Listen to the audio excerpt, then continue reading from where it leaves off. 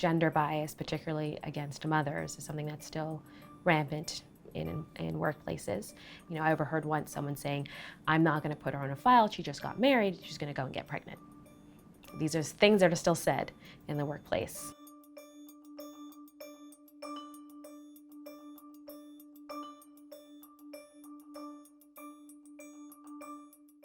It's hard because I was in a career where things are very lockstep, so everyone comes in at the same, associates on Bay Street make X amount of money, everybody at your firm makes a certain amount, and that's not really negotiable. I don't know how much my peers were making, and employers are purposely want you to not talk about that because information is power.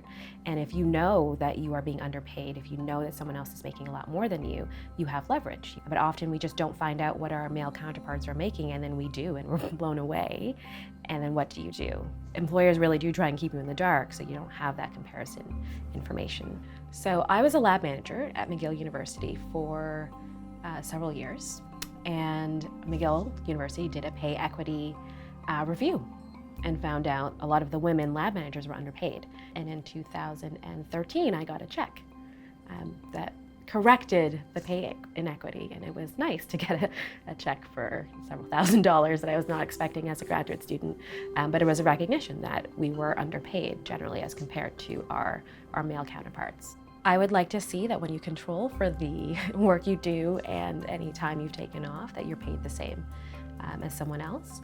And I think the first step is for companies to actually look at what they are paying different groups and see if there are any trends. So see if you happen to be paying all of your male managers more than your female managers, and confronting the data. You need to look at the data first, you need to confront the data, you need to accept that there are inequities in your organization before you can do something about them. We tend to devalue the feminine. There's work that shows that when a job becomes overwhelmingly women, all of a sudden that job starts paying less. And we devalue care work. We expect that women want to do these things out of the goodness of their heart, and therefore they don't need to be compensated for what is very taxing labor. In fact, some of the most taxing labor.